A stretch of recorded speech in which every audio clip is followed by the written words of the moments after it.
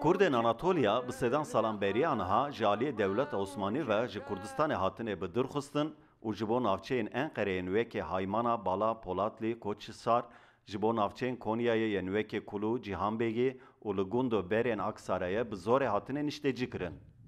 Piraniya Kurdên Anatolya ji êlên Şêxbizin, Canbêgê û Rişvanan in. Digel ku piraniya wan Kurdan kurmancî xeber didin jî hejmarekî piçûk devoka lêkiya Zaravaya Goranî xeber dide.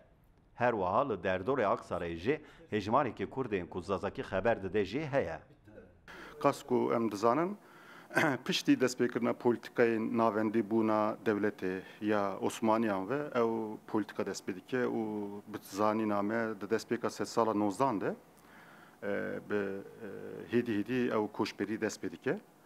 û koçberiya ku ewil destpêkirî ez bêjim bêtir ji Rojavayê Fratê, çemê Fratê Kurdên ku li wê derê dijiyan hatin, ew jî nîşan dide ku Osmanîn wê demê dixwaze dewletekî netewî ava bike, Türkan ava bike û ji ber wê jî Rojavayê Kurdistanê ew eşîrên heyî hinek xwestin koçber bikin bi vî avayî li ser destdatarê xwe li ser Rojavayê Kurdistana Bakur zêdetir bikin. Armanc ev bû, bêguman ne tenê ji Rojavayê Fratê jî hatine, her wisa kas ku em dizanin Kurdên Şêxbizinê jî ew ji eşrekî Frehe û li Anatolyayê navîn dimînin.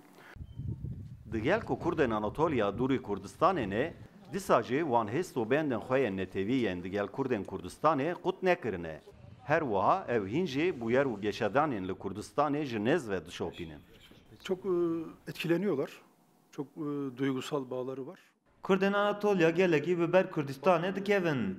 Em dikarin bêjin ku ew gelek caran ji Kurdekî li Batmanê an jî Kurdekî ji Amedê bêtir zîzdar dibin.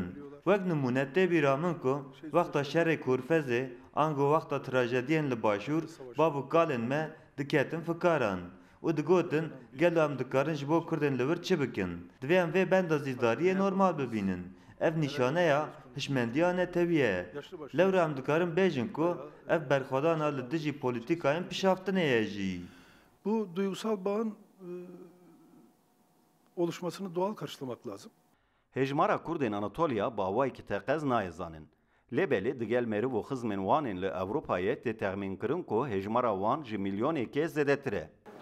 Kurdên Anatolyaya navîn bi sedan salan ku li dervê axa Kurdistanê û di nav Tirkan da dijin. Lê dîsa jî zimanê xwe, çand û kevneşopiyên xwe diparêzin. Kemal Avcı, Rûdaw, Enqere.